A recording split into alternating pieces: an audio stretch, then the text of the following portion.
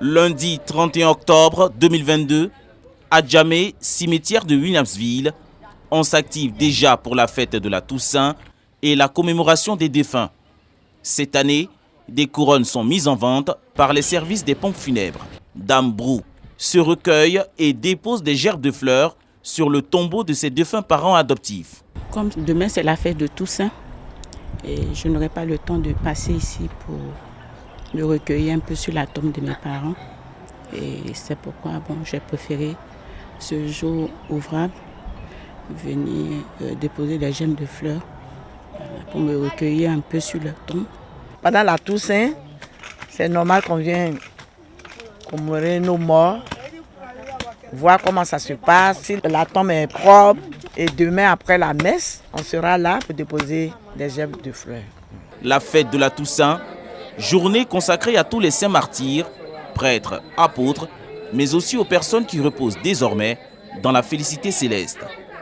Au cours de cette journée, des hommages sont rendus à des proches ou parents arrachés à l'affection des siens. Le père Pascal Seka explique le distinguo à faire entre la fête des saints célébrée le 1er novembre et la commémoration des défunts le 2 novembre. Il y a un peu de confusion à cause des déplacements des foules dans l'après-midi du 1er novembre de la Toussaint. Sinon, la commémoration des défunts se fait le 2 novembre, au lendemain de la Toussaint. Ces deux fêtes à ne pas confondre. La Toussaint, c'est la fête de la vie, de la félicité éternelle. Et le 2 novembre, c'est la commémoration des défunts. Le 1er novembre étant donc jour férié, la fête de la Toussaint et des morts sont jumelées, comme c'est le cas ici à la paroisse Saint-Pierre de Cocody-Blocos, où une messe est dite en l'honneur des saints.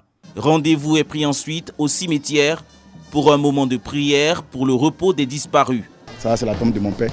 Je suis venu déposer un bouquet de fleurs. Ça me permet de me souvenir de lui. C'est ma fille. Elle est décédée, ça fait presque de 12 ans, 13 ans comme ça. Moi, je travaille le 2. Et puis, je ne vais pas voir le temple le 2. Donc, nous venons le 1er avec tout le monde. Les chrétiens catholiques de Blocos, à l'instar des autres communautés d'Abidjan et du reste du pays, retournent chez eux avec une fierté, celle d'avoir obéi à un principe divin et de s'être souvenus d'un amour perdu à jamais.